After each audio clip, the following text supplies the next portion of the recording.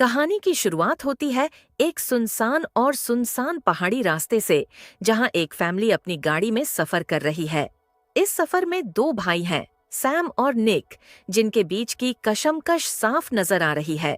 Sam एक जिम्मेदार और सख्त मिजाज का इंसान है, वहीं निक थोड़ा लापरवाह और अपनी ही धुन में रहने वाला म्यूजिशियन है।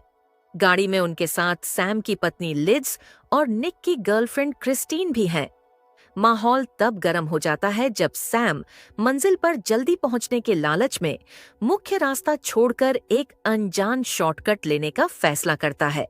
निक उसे रोकने की कोशिश करता है और कहता है कि यह रास्ता खतरनाक हो सकता है, लेकिन सैम अपनी जिद पर अड़ा रहता है। उसे लगता है कि वह रास्ते को बेहतर जानता है।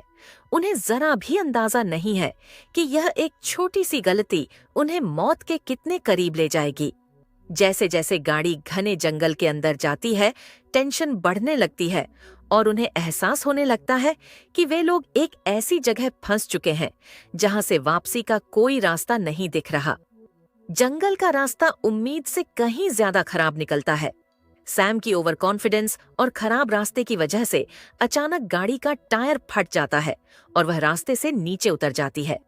अंधेरी रात और चारों तरफ फैला सन्नाटा सबको डराता है। सैम बाहर निकलकर देखता है तो पता चलता है कि उनके पास कोई सही स्पेयर टायर भी नहीं है। निक इस बात पर भड़क जाता है क्योंकि उसने पहले ही वार्न किया था कि यह शॉर्टकट महंगा पड़ेगा। दोनों भाइयों के बीच पुरानी दुश्मनी फिर से उभरने लगती है। सैम निक की लापरवाही का मजाक उड़ाता है, वही निक सैम के ईगो को उनकी इस हालत का जिम्मेदार ठहराता है। इस दौरान निक बताता है कि वह इतने दिनों से अपने बैंड के साथ बिजी था और एक रिकॉर्ड कॉन्ट्रैक्ट की बात कर रहा था, लेकिन सैम उसे एक नाकाम इंसान समझता है। क्रिस्टीन माहौल को संभालने की कोशिश करती है, पर उन्हें एहसास हो जाता है कि वे लोग इस सुनसान इलाके में पूरी तरह फंस चुके हैं। अब उनके पास सिर्फ एक ही रास्ता है, रात भर गाड़ी में रहना और सुबह का इंतजार करना। अंधेरा और गहरा होता जा रहा है और गाड़ी के बाहर की खामोशी अब डरावनी लगने लगी है। टायर बदलने की कोशिश के बीच अचानक उन्हें झाड़ियों में किसी के होने का एहसास होता है। क्रिस्टीन और लिज डर जाती हैं क्योंकि उन्हें लगता है कि कोई उनका पीछा कर रहा है। निक को कुछ बड़ा दिखाई देता है और वह सबको सावधान रहने को कहता है। सैम तुरंत अपनी गन निकाल लेता है, लेकिन निक उसे समझाता है कि किसी भी हलचल से बचना चाहिए। तभी अंधेरे से एक विशालकाय भालू निकलकर सामने आता है।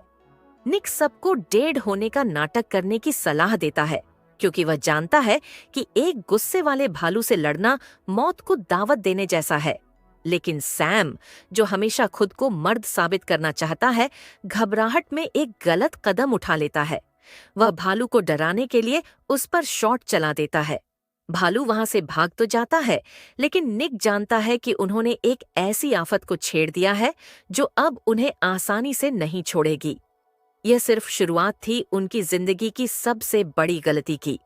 भालू के जाने के बाद सैम को लगता है कि उसने खतरा टाल दिया है, लेकिन निक उसे वार्न करता है कि भालू कभी अपना शिकार इतनी आसानी से नहीं छोड़ता। सैम उन्हें बताता है कि जैसे ही वे किसी रेस्टोरेंट पहुंचेंगे, वह एनिमल कंट्रोल को कॉल कर देगा। लेकिन उनकी यह खुशी बहुत कम देर की होती है। अचानक वही भालू और भी ज्यादा गुस्से में वापस आता है। सैम अपनी गन देखता है तो पता चलता है कि उसकी बुलेट्स खत्म हो चुकी हैं। अब वे लोग बिना किसी हथियार के उस विशाल जानवर के सामने हैं। भालू पूरी ताकत से उनकी गाड़ी पर हमला कर देता है। वह इतना शक्तिशाली है कि गाड़ी के शीशे तोड़ने लगता है और उसे पलटने की कोशिश करता है। अंदर बैठे सभी लोग बुरी तरह चिल्ला रहे हैं, लेकिन उनके पास बचने का कोई रास्ता नहीं है। भालू का गुस्सा देखकर लग रहा है कि वह उन्हें सिर्फ मारना नहीं चाहता, बल्कि तड़पाना चाहता है। गाड़ी के अंदर का डरावना माहौल और बाहर भालू का यह खौफनाक रूप उन्हें यह एहसास दिला देता है कि आज की रात उनकी आखिरी रात हो सकती है। भालू का हमला इतना जोरदार है कि गाड़ी अब एक खाई की तरफ फिसलने लगती है। सब लोग अपनी जान बचाने के लिए चीख रहे हैं, लेकिन भालू रुकने का नाम नहीं ले रहा। वह गाड़ी के लोहे को अपने पंजों से चीरने की कोशिश करता है। अचानक गाड़ी एक झटके के साथ नीचे गिर जाती है और उलटती हो जाती है। चारों तरफ धुआं और टूटे हुए शीशे हैं। सैम और निक घायल हालत में एक दूसरे को संभालने की कोशिश करते हैं, लेकिन उन्हें डर है कि भालू अब भी उनके ऊपर है। गाड़ी के अंदर का माहौल अब किसी कब्रिस्तान जैसा हो गया है। सभी लोग इतने डरे हुए हैं कि उनकी सांसें रुकी हुई हैं। सैम इंजन स्टार्ट करने की नाकाम कोशिश करता है, पर बैटरी जवाब दे चुकी है। अंधेरे में भालू की भारी सांसें सुनाई दे रही हैं, जो गाड़ी के ठीक बाहर मंडरा रही है। वे लोग अब एक लोहे के डब्बे में कैद हो चुके हैं, जहां बाहर निकलने का मतलब है सीधे मौत के मुंह में जाना। हर गुजरता पल उनकी उम्मीद को खत्म कर रहा है और उन्हें लग रहा है कि यह जंगल उन्हें कभी जिंदा बाहर नहीं जाने देगा। लंबी कोशिश और बहस के बाद अचानक इंजन जिंदा हो उठता है। इंजन की आवाज़ उनके लिए किसी संगीत से कम नहीं होती। सबके चेहरों पर एक पल के लिए सुकून और उम्मीद की चमक आ जाती है। निक एक हीरो की तरह मुस्कुराता है और सैम भी अपनी नफरत भुलाकर उसे शाबाशी देता है। क्रिस्टीन और लिज तुरंत गाड़ी के अंदर अपनी जगह लेती हैं। उन्हें लगता है कि अब वे इस मौत के जाल से निकलकर घर की तरफ रवाना हो जाएंगे। सैम गाड़ी को गियर में डालता है और आगे बढ़ाने की कोशिश करता है, लेकिन तभी एक जोरदार आवाज़ आती है और गाड़ी का आगे का हिस्सा धंस जाता है। सबकी उम्मीदों पर पानी फिर जाता है जब उन्हें पता चलता है कि गाड़ी का एक्सल टूट गया है। अब इंजन चलने का कोई फायदा नहीं था, क्योंकि गाड़ी 1 इंच भी आगे नहीं बढ़ सकती। क्रिस्टीन गुस्से और डर में चिल्लाने लगती है और सैम को अपनी किस्मत पर रोना आता है। उन्हें एहसास हो जाता है कि वे अब पूरी तरह स्टेशनरी टारगेट बन चुके हैं। निक मशवरा देता है कि उन्हें अब पैदल चलकर रास्ता पार करना होगा, लेकिन इस अंधेरी रात में भालू के इलाके में पैदल चलना सीधा मौत को गले लगाने जैसा है। गाड़ी का एक्सल टूटने के बाद सबकी उम्मीदों पर पानी फिर चुका है। सैम और निक के बीच एक बार फिर भयानक लड़ाई शुरू हो जाती है।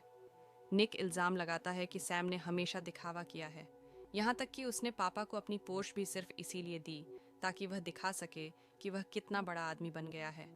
सैम गुस्से में पागल हो जाता है और निक को लूजर कहता है। उनकी यह बहस इतनी बढ़ जाती है कि वे एक दूसरे को जान से मारने की धमकी देने लगते हैं, लेकिन उनकी यह लड़ाई तब रुकती है जब लिज को एहसास होता है कि कोई उन्हें अंधेरे में घूर रहा है। सबकी नज़रें बाहर जाती हैं और वे देखते हैं कि वही भालू वापस आ गया है। इस बार भालू का बर्ताव बिल्कुल अलग है। वह उन पर तुरंत हमला नहीं करता, बल्कि किसी शातिर शिकारी की तरह उन्हें बस देख रहा है। निक को लगता है कि भालू उनके साथ एक दिमागी खेल खेल रहा है और सही वक्त का इंतजार कर रहा है। क्रिस्टीन बुरी तरह डर जाती है जब भालू धीरे धीरे गाड़ी की तरफ बढ़ने लगता है। उन्हें समझ आ जाता है कि यह कोई आम जानवर नहीं है, बल्कि एक ऐसी मुसीबत है जो उनका शिकार करके ही मानेगी। भालू अब गाड़ी के बिल्कुल करीब आ चुका है और उसकी भारी सांसें अंदर साफ सुनाई दे रही हैं। सैम और निक बिल्कुल खामोश हो जाते हैं। उन्हें लगता है कि शायद अगर वे कोई हलचल न करें तो भालू चला जाएगा। भालू गाड़ी के चारों तरफ चक्कर लगाता है, जैसे वह किसी कमज़ोर दरवाजे या खिड़की की तलाश में हो। लिज और क्रिस्टीन की आंखों में मौत का खौफ साफ दिखाई दे रहा है। अचानक भालू गाड़ी पर एक जोरदार धक्का मारता है और फिर वापस अंधेरे में गुम हो जाता है। सबको लगता है कि खतरा टल गया है, लेकिन निक को एहसास होता है कि यह भालू उन्हें सिर्फ डरा नहीं रहा, बल्कि उन्हें गाड़ी से बाहर निकलने पर मजबूर कर रहा है। सैम फैसला करता है कि वे अब यहाँ और इंतजार नहीं कर सकते और उन्हें किसी भी तरह दूसरी तरफ की सड़क तक पहुँचने की कोशिश करनी होगी। वे लोग हिम्मत करके दबे पांव गाड़ी से बाहर निकलते हैं। हर एक कदम पर उन्हें लगता है कि भालू किसी भी झाड़ी से निकलकर उन पर टूट पड़ेगा। माहौल इतना तनावपूर्ण है कि एक तिनके के टूटने की आवाज़ भी उनकी धड़कन रोक रही है। क्या वे सड़क तक सुरक्षित पहुंच पाएंगे या भालू ने उनके लिए कोई नया जाल बिछाया है? अंधेरे जंगल में पैदल चलना उनकी सबसे बड़ी भूल साबित होती है। निक को एहसास होता है कि वे लोग गोल गोल घूमकर वापस उसी जगह पहुंच गए हैं जहां से उन्होंने शुरुआत की थी। यह जंगल किसी भूल भुलैया जैसा लग रहा है, जहां हर रास्ता मौत की तरफ जाता है। निक कहता है कि यह भालू उन्हें थका रहा है ताकि वे कमज़ोर पड़ जाएं। तभी अचानक क्रिस्टीन को झाड़ियों में वही खौफनाक आंखें दिखाई देती हैं। सब लोग डर के मारे वापस गाड़ी की तरफ भागते हैं, लेकिन इस बार भालू उन्हें मौका नहीं देता। जैसे ही वे गाड़ी के पास पहुंचते हैं, भालू एक भयानक गर्जना के साथ उन पर टूट पड़ता है। माहौल चीखों और डर से भर जाता है। सब लोग किसी तरह गाड़ी के अंदर घुसने की कोशिश करते हैं, लेकिन भालू गाड़ी के दरवाजे को अपने पंजों से चीरने लगता है। लिज और क्रिस्टीन बुरी तरह चिल्लाती हैं, क्योंकि भालू की ताकत के आगे गाड़ी का लोहा भी कांप रहा है। सैम और निक मिलकर दरवाजे को रोकने की कोशिश करते हैं, लेकिन उन्हें एहसास हो जाता है कि यह लोहे की दीवार उन्हें ज्यादा देर तक बचा नहीं पाएगी। भालू अब सिर्फ शिकार नहीं कर रहा, वह उनके डर का मजा ले रहा है। भालू के लगातार हमलों ने गाड़ी की हालत खराब कर दी है। शीशे चटक चुके हैं और डर की वजह से सबकी हिम्मत टूट रही है। सैम को एहसास होता है कि उनके पास अब खाने पीने का सामान भी खत्म हो रहा है और ठंड उन्हें अंदर ही अंदर मार देगी। निक और सैम के बीच एक इमोशनल पल आता है, जहां वे अपने बचपन की बातें याद करते हैं, शायद यह सोचकर कि यह उनकी आखिरी रात है। निक बताता है कि उसने हमेशा सैम की इज्जत की थी, भले ही सैम ने उसे कभी नहीं समझा। तभी सैम एक बड़ा फैसला लेता है। वह कहता है कि वह अकेला बाहर जाएगा और रास्ते में किसी ट्रक या मदद को ढूंढने की कोशिश करेगा। निक उसे रोकता है, क्योंकि यह एक सुसाइड मिशन जैसा है, लेकिन सैम अब और इंतजार नहीं करना चाहता। वह अपनी गन की आखिरी बची हुई गोलियां चेक करता है और लिज को गले लगाता है। सबकी आंखों में आंसू हैं, क्योंकि वे जानते हैं कि सैम का बाहर जाना मौत को दावत देना है। जैसे ही सैम गाड़ी का दरवाजा खोलता है, एक ठंडी हवा का झोंका अंदर आता है और पूरा जंगल एक अजीब से सन्नाटे में डूब जाता है। सैम अंधेरे में गायब हो जाता है और पीछे रह गए लोग सिर्फ उसकी सलामती की दुआ कर सकते। सैम के अंधेरे जंगल में जाने के बाद गाड़ी के अंदर का माहौल और भी डरावना हो गया है। निक, लिज और क्रिस्टीन हर एक आवाज पर कांप रहे हैं। उन्हें बाहर से सैम के कदमों की आवाज और फिर अचानक एक भयानक गर्ज सुनाई देती है। निक से अब रहा नहीं जाता। वह सैम को बचाने के लिए बाहर निकलने की कोशिश करता है, लेकिन क्रिस्टीन उसे रोक लेती है। तभी जंगल की गहराइयों से सैम की चीख सुनाई देती है और फिर एक खामोशी छा जाती है। निक को लगता है कि उसने अपने भाई को हमेशा के लिए खो दिया है। अंदर बैठे तीनों लोग अब बिल्कुल अकेले हैं। लिज बुरी तरह टूट चुकी है और रोने लगती है। निक को एहसास होता है कि भालू अब उनके और भी करीब है। अचानक गाड़ी की छत पर किसी के चलने की आवाज़ आती है। सबकी नज़रें ऊपर की तरफ जाती हैं और वे देखते हैं कि गाड़ी की छत भालू के वज़न से नीचे धंस रही है।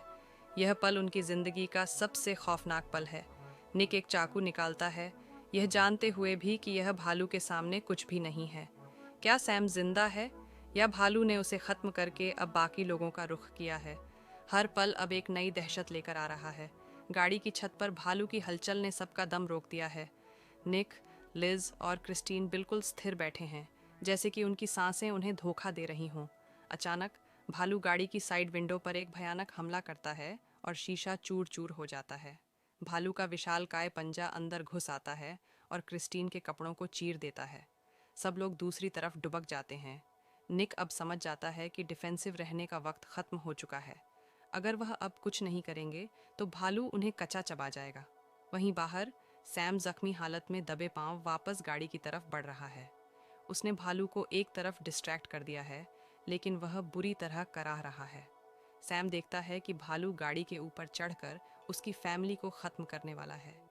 बिना किसी डर के सैम एक आखिरी बार चिल्लाकर भालू का ध्यान अपनी तरफ खींचता है। भालू पलटता है और अपनी खून से सनी आंखों से सैम को देखता है। यह एक फेस ऑफ है, एक इंसान और एक दरिंदे के बीच। जंगल में कोई मदद नहीं आ रही थी। भालू अब और भी ज्यादा खूंखार हो चुका है। सैम को समझ आ जाता है कि सबका बचना नामुमकिन है। अपने भाई और क्रिस्टीन को बचाने के लिए सैम एक आखिरी फैसला लेता है। वह भालू पर टूट पड़ता है ताकि बाकी लोग भाग सकें, लेकिन भालू की ताकत के आगे वह ज्यादा देर नहीं निकल पाता। निक अपने भाई को मरते देख पागल हो जाता है और वह भी भालू से भिड़ जाता है। एक एक करके सैम, निक और क्रिस्टीन इस दरिंदे का शिकार बन जाते हैं। उनकी कुर्बानी सिर्फ एक वजह से थी, ताकि लिज जिंदा बच सके। लिज जख्मी हालत में रोते हुए जंगल की बर्फ में घिसटते हुए आगे बढ़ती है। पीछे से उसके दोस्तों और पति की आखिरी चीखें सुनाई देती हैं, जो अब सन्नाटे में बदल चुकी हैं।